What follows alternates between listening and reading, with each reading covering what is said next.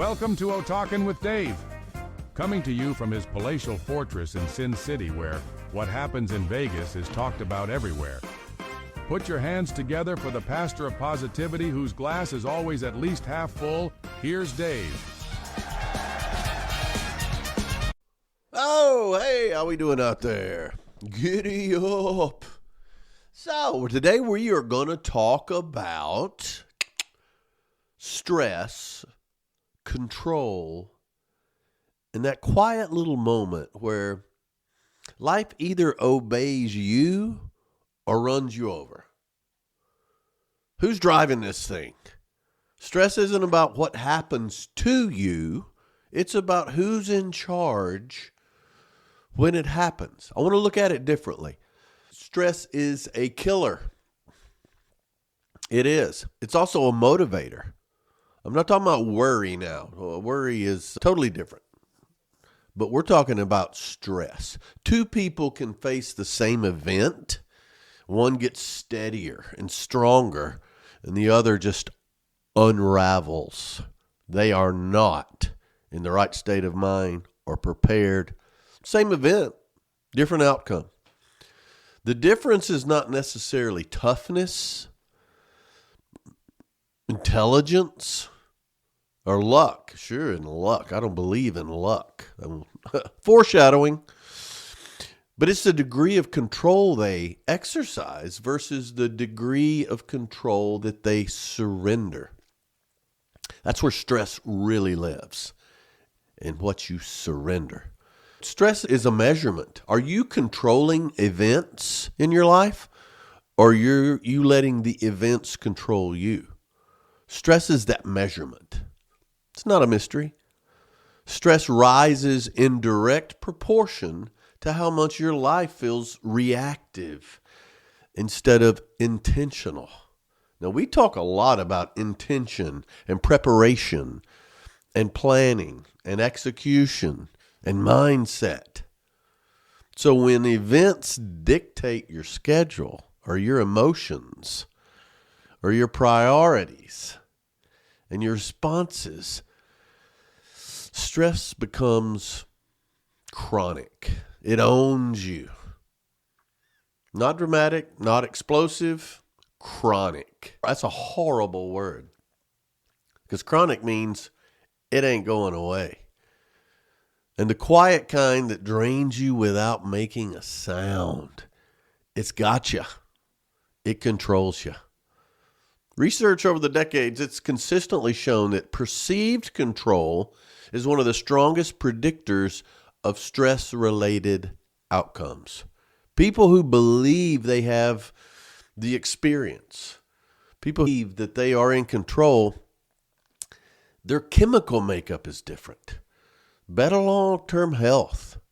And even when circumstances are, by anyone would say, are so difficult and so tough, that belief of, I got this, I'll find a way, I have a positive idea of the outcome. Stress is not controlling me. They live longer, healthier, and happy lives. In plain language, life does not crush you. Feeling powerless does, and stress is the master of making some people feel powerless. It makes them do crazy things. And then when they do that, they have regret or resentment, or they lash out, or they become the victim, all types of stuff.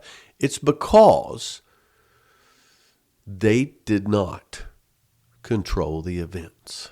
They allowed the events to control them. So we're going to build this in with the whole freedom, control, and resolve. Hey, you may be getting tired of it. Learn it, live it, love it. Because all of that is a type of stress filter. Yeah, this is pretty simple philosophy, and I am all in on it. And others are joining too, because it's just three things that make so much sense. It's not abstract at all. It's a working framework. So let's go back into it as it relates to stress and controlling the events in our life.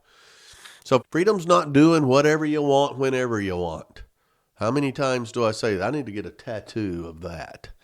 Freedom is having choices. Control, it's choosing deliberately instead of reacting emotionally. Okay, you've got to be able to do that to have control. Because if you're reacting emotionally, you have no control. And you have less freedom. And then the big daddy, resolve. Resolve is staying consistent with your choices, even when it's uncomfortable, when the new wears off. It's not as sexy. It's not as fun right now, but resolve makes you hold on. Stress is going to show up in this framework when freedom is traded for convenience. Ooh, it's stressing me out. I'm going to let this happen. I don't really want to, but it's easier. It's convenient. You just gave up your freedom. Control is outsourced to urgency. Control. We talked about emotion earlier. It's urgent. Oh, we got to do it. Oh, okay. All right. I'll let you handle it. You've given up control and you've lost your freedom. And then resolve is abandoned at the first pushback. That's why resolve is so important. Somebody's saying, yeah, but that won't work. Oh, okay, better. Mother, may I? No, you may not. Okay, I'll get back in line. I'm sorry. You can tell a lot when someone has given up their resolve. They apologize a lot. Oh, my bad. I'm sorry. Not that apologizing is bad. But even strong people, they give up control sometime. They do. This is not the end of the world. Understanding it is the most important thing. Strength doesn't make you immune. It makes you busy. And busy people leak control quietly. Busy people leak control quietly because you're busy. You're not productive. You're just busy. Oh, busy. Hey, how's it going? You working a lot? Yeah, I'm busy. I'm covered up. I got all I can do. Leaking control because I've got so much going on. I can't control everything. Then you've given up freedom. So what 5 ways strong individuals let events control them? They leak control quietly. Here we go. Number 1, probably is number 1, saying yes to avoid conflict. Not because it's right, just because it's easier. You know what? I don't want to get into it now. Okay, yeah. I don't want to deal with the drama. Okay, yeah, I'll do it. Or yeah, you can do it. Or yeah, anybody but me. Yeah, I'll go. I don't want to go, but it's easier to go than to get into some sort of back and forth. Saying yes to avoid conflict. That makes strong people lose control. Number 2, letting urgency masquerade as importance. Emails, text, just a quick favor. It won't take but a minute. Yeah, that hijacks priorities because it's urgent. Ooh, they come in, hair on fire. Can you help me? Can you help me? You may be doing something. You may have set your priorities properly. You may have been strong. And if you don't say, oh, no, hold on, I can be with you in an hour. Or I tell you what, I'll come by tomorrow on your timetable. But no, it's, urgency trumped importance. That's how strong people leak control quietly. Absorbing other people's emotions. Oh, I've seen people like that. You're a sponge. You're a sponge. You carry stress that's not even yours to carry. They've whipped you into a froth. Because you care. That's good. That's noble. But it's also where they gain control. Once you absorb their emotions that aren't yours to carry, now you're caught up in their deal. Maybe for all the right reasons, it still will leak control. Overextending out of pride. How about that? I can handle it. I can do all this. I got it. I'm a big man. And then you start drowning quietly. Wow, I really didn't have time. This took more time than I thought. Oh, but I can't show any weakness. You've already shown the weakness because you gave up control. And because you gave up control, you lost your freedom. And all that started with a lack of resolve. And then the last one, breaking their own boundaries for productivity reasons. Wow, oxymoron here. Your boundaries. What are your boundaries? For productivity. All right, you're giving up sleep. You're doing unhealthy things. You're spending time away from your family or prioritizing too much with the family. When your focus becomes negotiable, you're losing, and you think you're being more productive because you're working extra hard, but you've slammed the fence down, and your health is suffering. Your consciousness, your intensity, your focus is all negotiable now. But none of it looks like failure. None of these things look like failure. Because you feel like in the moment you're doing the right thing and you have some situational ethics that you think you're in line. But you've leaked control quietly. That's why it works so well. That's why strong people, you don't just go from right to left or left, you just go a little at a time. You can barely tell until all of a sudden you have no control. And you have no freedom because it slipped in under the radar. The thing is, it can evolve quickly over time. Things don't happen overnight. However, stress can come in bursts. Yeah, it does. A long time ago, it really did because it was more obvious. It was more in your face. I can talk about male versus female stereotypes who have changed over the years, but now this stress comes differently. It comes in a constant drip.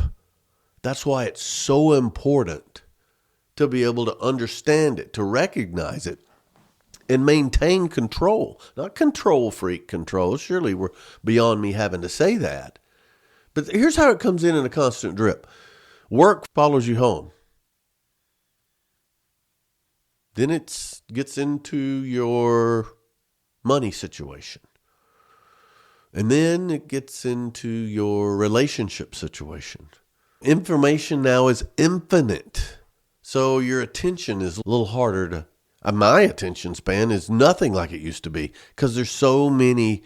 It's a reel. It's a soundbite. It's a blip on a screen. Attention span shortened a little at a time over time. And your availability now, it's expected. I've always said I don't get busy because my ability, it's my availability. I think that's David Ring's statement, but I use it all the time. But now you're available. Now you're expected to be that. And call it the social norms or empathy or caring or selflessness, whatever you want to dress it up as. You're expected to do that now. Because if you're not, well, you're not a good friend or you're not a good guy. You're not a good role model. Dave, you said you had time. Dave. No, it's an expectation now because you let it become that. And the biggest thing around this is your boundaries. If you had them, and you probably did, they've become optional or situational or socially inconvenient now. There's so many studies on workplace stress and really around digital overload. It shows that rising levels of anxiety and burnout over the last 20, 30 years, it's off the charts, especially when that work life and personal life get blurred. And a big problem is during COVID. People were already started to work from home some before COVID, but COVID showed the corporate world, hey, we don't have to pay for buildings. We don't have to pay for a lot of stuff. And the people like it more. They don't have commute time. As long as their productivity stays at X, then we can do Y. And it's cost effective, and we can justify the heck out of it. But what it's done, it's caused overlap. Homework and play, now home and work are it's the same place now. It's upstairs or it's in the basement, but there's overlap. I'm working and the kids are running through and they don't know the difference. And now the wife is used to me being here all the time. Oh, that line's blurred. So I have a big curtain up. Although nothing's blurred anymore for me. However, those boundaries leak away the more 24-hour news cycle, social media, all of that stuff. It's all here. So this evolution, it wasn't loud. It was very polite. Ooh, I'm high tech. Oh, look, I can do this. I can have 3 screens up and a TV over there and a phone in both hands. Yeah. That's why it got so deep before we even noticed it. Now, I've been talking about stress, worry, and distraction for over 30 years. Now we're talking about the stress that has evolved into, what am I going to do now? I feel like I don't have control. And there's a cost to letting events control you. There's a real cost. One is decision fatigue. We've talked about this before, about how many decisions you make a day. 30,000. We've talked through the math. You're exhausted before real choices even show up. I've got to decide which way to go. Do I answer that phone? Where do I want to eat? Where do I want to eat tomorrow? Somebody's asking about this. 4 things I want for lunch. Hey, we got a break coming up. Hey, what about this? What color do I, what shampoo do I use? What shirt do I wear today? What sock? Yeah, all these things. You think you don't have 30,000 decisions a day? Yeah, you do. The thing is, you're burnt out before the big ones come on. I don't care what I'm wearing. I need to know, do I do this or do I do this? It's a big decision. I need to give it my attention because I want to control this decision. If I've got decision fatigue, I don't care, you decide. And after about 5 of those, I don't care, you decides, you discover, wow, there's a lot today somebody else decided for me because you got decision fatigue. Yeah. And then the emotional toll. Your emotions are going to be a lot more volatile because small things trigger oversized reactions. You wouldn't normally get upset by that, but now it's snowballed on you. It's kicking the cat. You handle the big things all day, and all of a sudden a little thing, you snap. Now you feel bad, and you regret it, and that's going to affect your next 15 decisions. And now you have to overcompensate, and you have to do this. And when you feel like you have to do that, you're not deciding. Something else is controlling you. And then that leads to erosion of your self-trust. Hey, you stop believing your own commitments matter because you've got this emotional bank account with others that because of the fatigue and the volatility now, I need to do something to make this right. It's not I want to. It's I need to, so I'm going to. Because you're lost. You're in your feelings and your emotions, which leads to resentment. I hate to use chronic, but some people have chronic resentment at other people, at systems, at the man, and even at themselves, that I can't believe I let myself get to this point.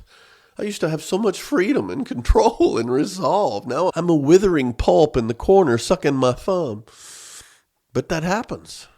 And then I guess the ultimate of what happens when all this is your life just becomes reactive. You just react to things. You're not controlling it. You're just reacting. You deflect some. You take a punch every now and then. You don't even get to throw a punch anymore. So it's not strategic at all. You're always responding, never leading. So stress isn't the enemy. We say it's stress, but really it's your lack of control. That's the enemy. All right. Have I painted a bleak enough picture for you? Withering pulp in the corner, sucking my thumb. So what are we going to do about it? How do we keep this from snowballing on you? How do you decide to establish or maintain boundaries that actually work, that give you the control, getting it back? Boundaries aren't walls. They're rules for how you engage with the world and how you allow the world to engage with you. So let's talk about boundaries, because this is We're not controlling stress, we're establishing control. So our events or our decisions are what's important here. The lack of that causes the stress. It's not the stress fault. Don't blame the stress. So how do we set and maintain these boundaries? First thing, you got to decide before you're pressured.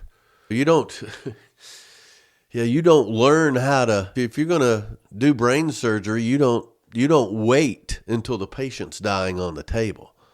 Boundaries set under stress collapse under the same stress. Now, sometimes you can rise to the occasion and make it happen, but oh my goodness, that is an emotional nightmare. So decide before you're pressured.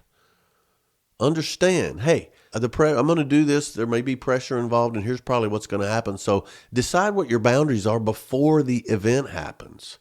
And if you tie your boundaries to values and not moods, the 10 undisputable truths I follow, I've done it over and over. I've got them. There's probably 20, but there's 10 that I outline.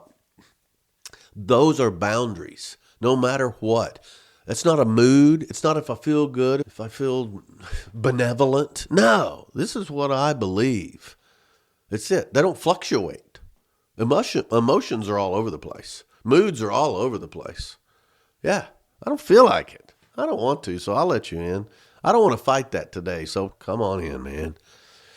That's not it. Tie the boundaries to values, not moods. And then communicate them clearly and early on. If you're wishy-washy about a boundary, you might as well not have it. People are going to run all over you. But let people know where you stand on things. Non-negotiables. Make it known. The more you make it known, the easier it is for you to hold it, because they won't push up against it as much. And you can maintain that control.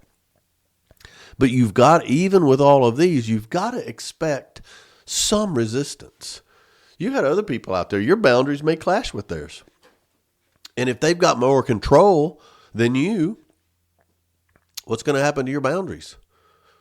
And pushback doesn't mean you're wrong or they're right. It just means boundaries matter. They do. And you've got to have the resolve behind that. Resolve will lead to control, and control leads to freedom. And they'll be tested from time to time. So just like a fence on a farm, you got to reinforce them from time to time. If you let a broken fence stay, everybody's going to find where it's broken and they're going to ease through. Look at Woodstock.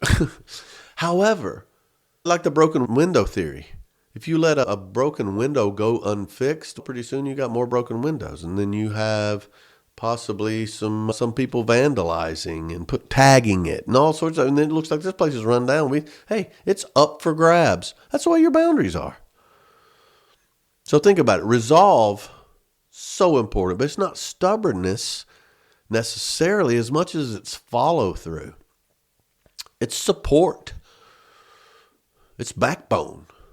It may be seen as stubbornness, but hey, nothing's wrong with a little stubbornness, but that resolve and that follow through to make sure that this fence is strong. Your aggression will not stand. So that's the way you do it. Decide before you're pressured. Tie boundaries to values, not moods. Communicate them open, early, clearly, and often.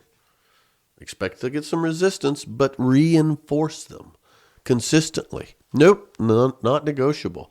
That's the way that you can set and maintain your boundaries, which is your control. Yeah.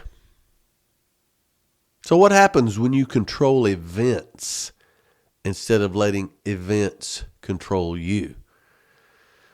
Your stress is going to go down. It's never zero. I don't think it's ever zero. If your stress is zero, you're not living much. It's almost like I've got one coming up on problems. The only people that have problems are in the cemetery. Problems are good. They teach us a lot. Same way with stress, but you've got to control it instead of events controlling you.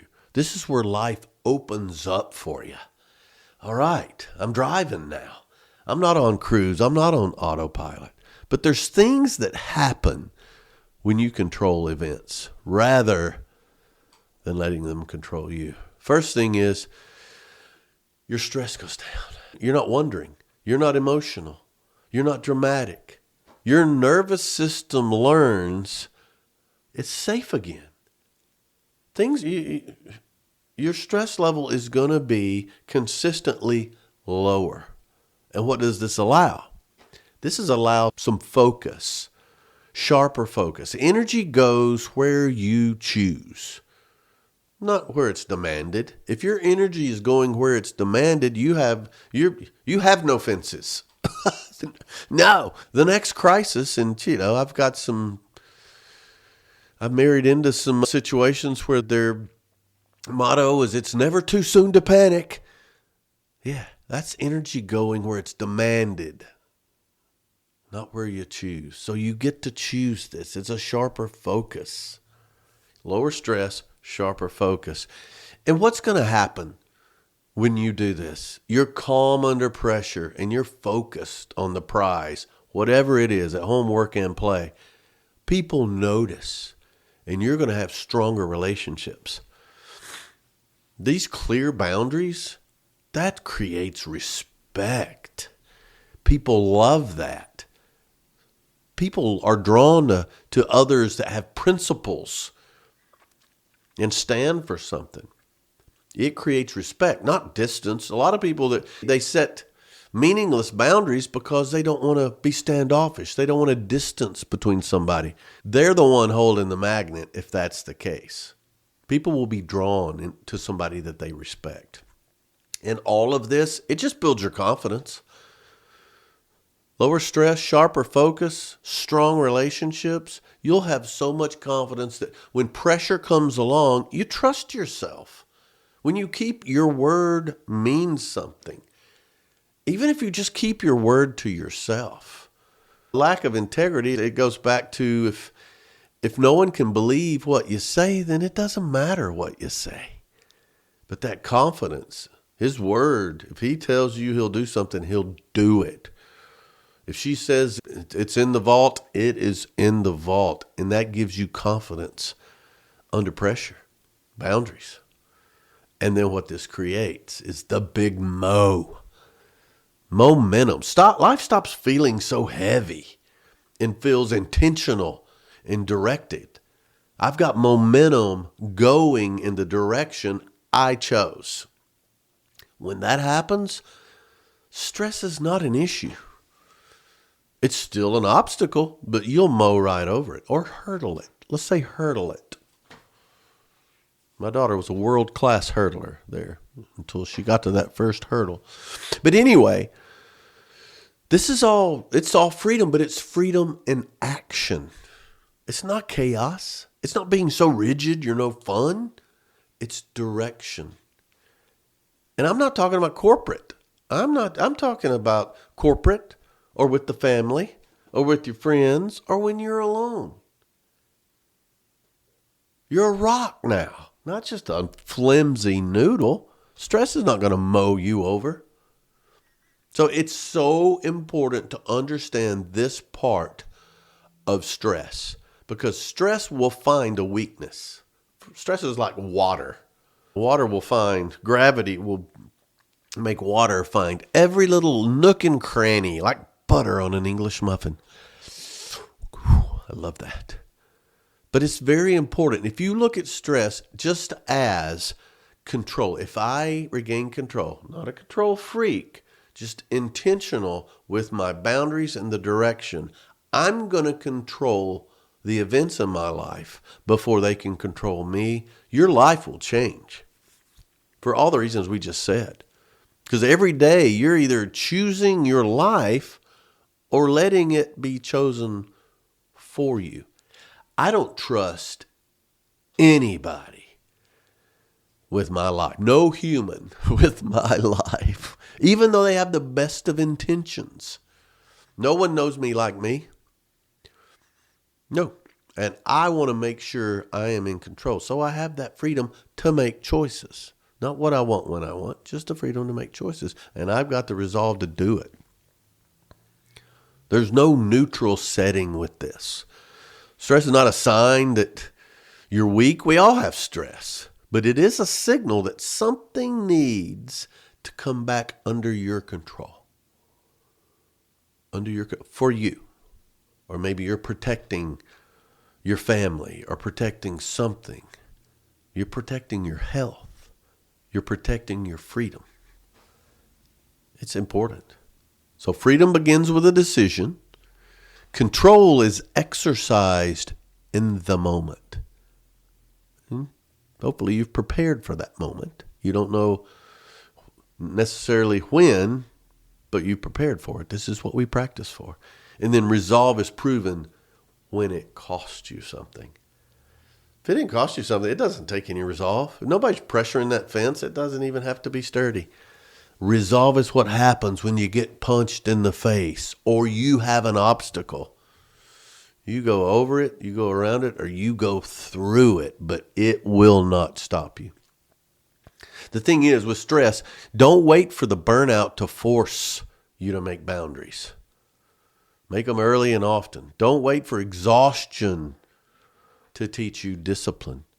When you're emotional or exhausted, that's the wrong time to be making decisions. So control that. Decide now. Decide right now.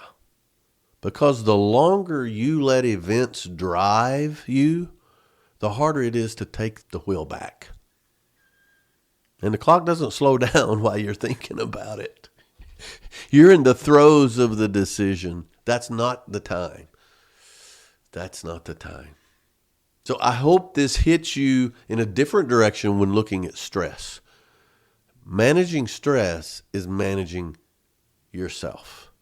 And there's many more facets to this, but when you are in control of your choices and you're disciplined, it doesn't mean you make them all right. It doesn't mean you don't go through tough times, but don't let other people choose for you. Your best interest isn't necessarily there. So I hope this helps me. Just talking about it stiffens my resolve, bolsters my control, which opens up my freedom. Absolutely. Tell me what you think. Hit me up, david@otalks.com, davidotalks.com, or just go to otalks.com. It'll tell you how to get a hold of me. You can just hit on that link right there. All the latest stuff is on there, so hit me up. Tell me what you think. But I appreciate you. Thanks so much for hanging out and hanging on, but most of all, thanks for O-Talking with Dave. Giddy up.